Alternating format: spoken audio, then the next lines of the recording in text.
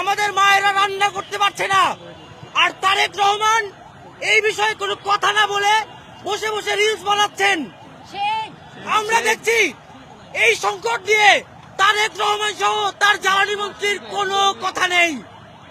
আমরা দেখেছি সারা দেশের আইন শৃঙ্খলা পরিস্থিতির কি নজিরবিহীন অবনতি ঘটেছে।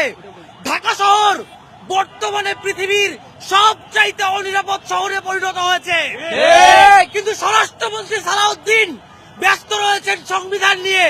সংবিধান থেকে বের হয়ে সালাউদ্দিন সাহেব আইন শৃঙ্খলা ব্যবস্থায় মনোযোগ দিন।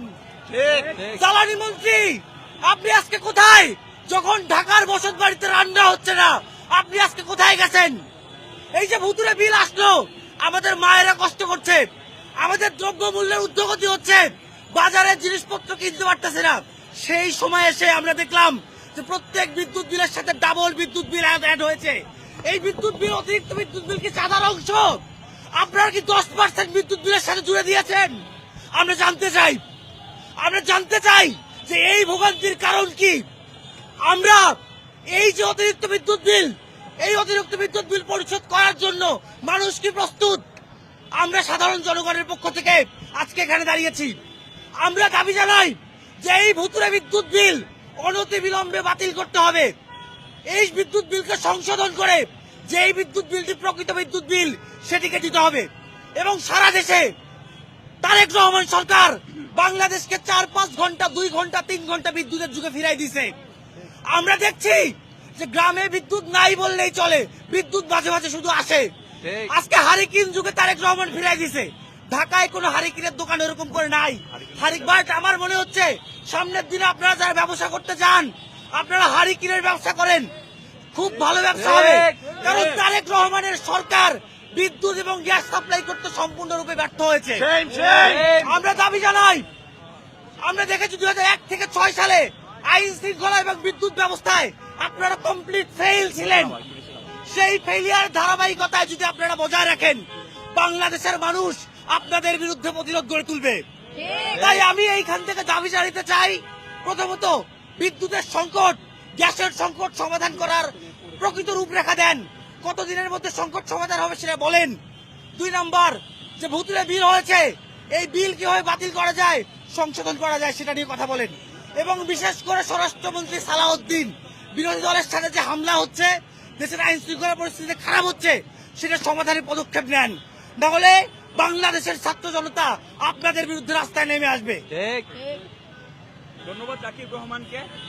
সংগ্রামী উপস্থিতি, এ পর্যায়ে আমাদের সামনে বক্তব্য নিয়ে আসবেন জাতীয় ছাত্র শক্তি ঢাকা বিশ্ববিদ্যালয়ের অন্যতম জোনাল সাংগঠনিক সম্পাদক রাইয়ান ফেরদৌস।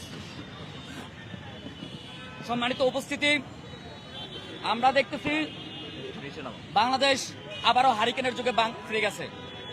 এটা মনে হয় তারেক রহমানের সেই যে প্ল্যান টেক ব্যাক বাংলাদেশ বা আই হ্যাভ এ প্ল্যান, তারই একটা অংশ।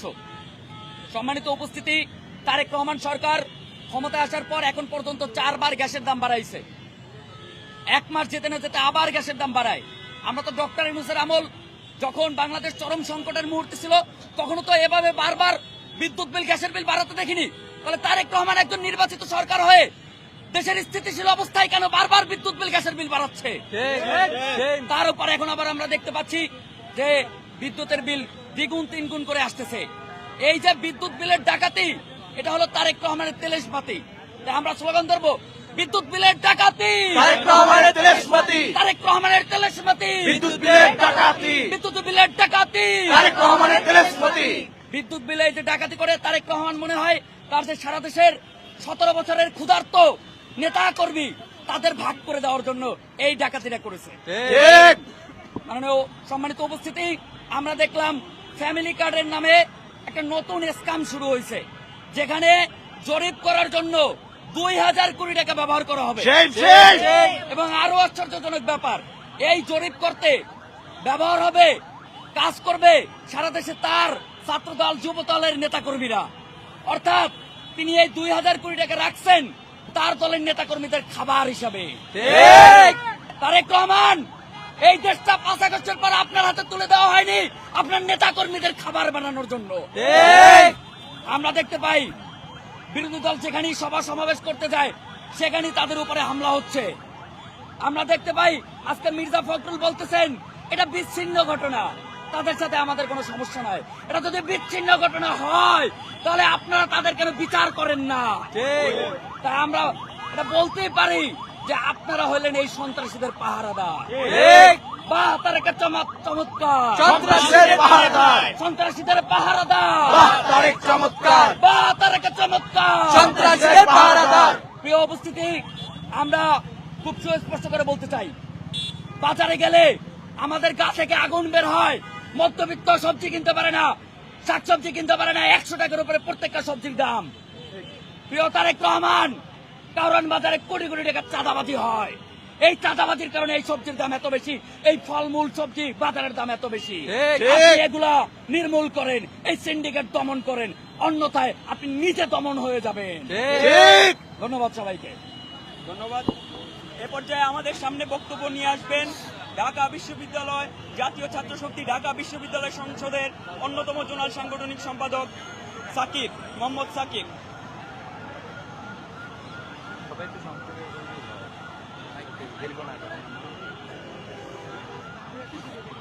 সংগ্রামী সহযোদ্ধাগণ এবং প্রিয় সাংবাদিক উপস্থিতি, আপনারা দেখেছেন দেশে কিংবা পৃথিবীর কোথাও কোনো মহামারী চলছে না, কোথাও যুদ্ধ চলছে না, বাংলাদেশে কোথাও সিভিল ওয়ার চলছে না, কিংবা বাংলাদেশ গত 1 বছর ধরে কোথাও কোনো বড় দুর্যোগের শিকার হয়নি।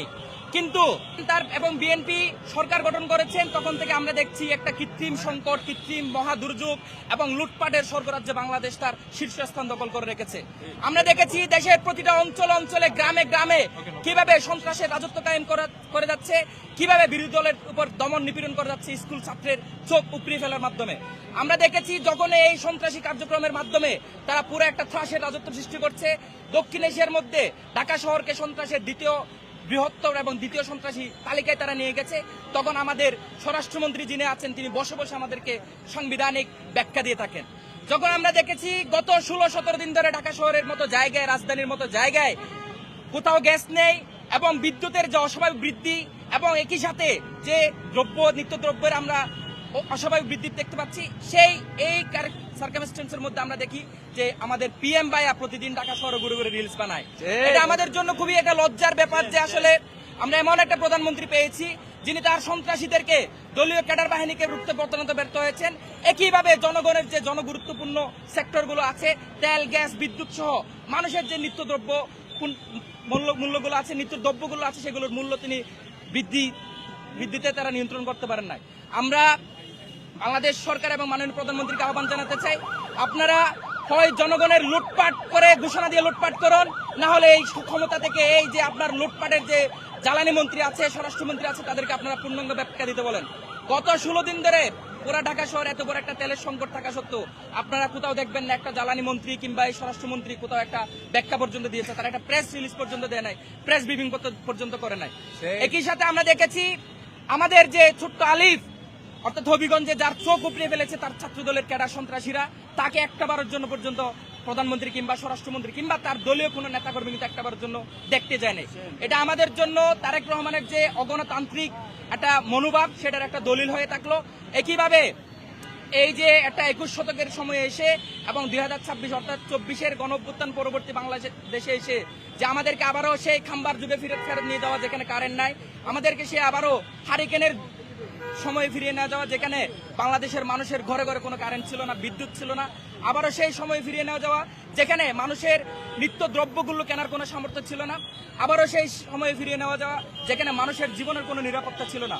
আমরা এই সরকারকে আলটিমেটাম দিতে চাই, অনতি বিলম্বে বাংলাদেশের মানুষের নিরাপত্তা নিশ্চিত করুন, বাংলাদেশের দ্রব্যমূল্যগুলো আপনারা নিরাপত্তা নিশ্চিত করুন, নিয়ন্ত্রণ করুন, আপনার ক্যাডার সন্ত্রাসীগুলোকে নিয়ন্ত্রণ করুন, না হলে এই বাংলাদেশের মানুষ যেভাবে 24-এ রাজপথে নেমে এসেছে তারা তাদের যে জনগুরুত্বপূর্ণ বিষয়গুলো, জননিরাপত্তা থেকে শুরু করে তার দ্রব্যমূল্য, এটা যদি তাদের ক্রয় ক্ষমতার ঊর্ধ্বে চলে যায় তারা কিন্তু আবারও রাজপথে নামবে।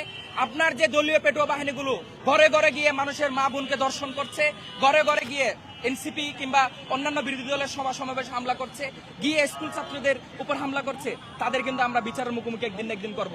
তাই অনতিবিলম্বে এই যে বুতুরে বিল আপনারা জনগণের উপর চাবি দিচ্ছেন, যে আবারও খাম্বার যুগে ফেরত নিয়ে যাচ্ছেন, আমাদেরকে যে সন্ত্রাসী রাজত্ব আবার কায়েম করতে যাচ্ছেন সেখান থেকে ফিরে আসুন, না হলে এই জনগণই আপনাদেরকে এই সোশ্যাল মিডিয়া থেকে শুরু করে রাস্তায় সর্বত্র আপনাদেরকে প্রতিরোধ করবে।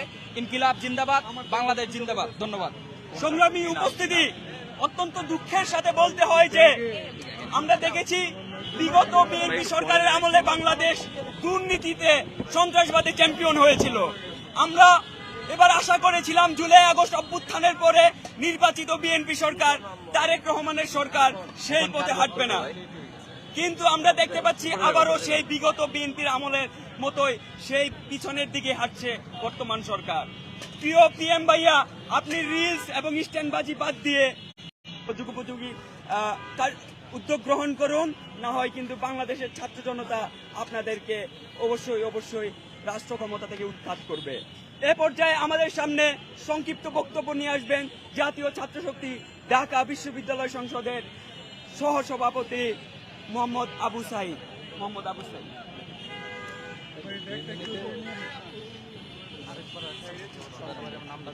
প্রিয় সাংবাদিক বৃন্দ এবং শিক্ষার্থী ভাইয়েরা, আপনারা জানেন 1 থেকে 6 সালের সেই বিদ্যুৎ সিন্ডিকেট আবারও চালু হয়েছে।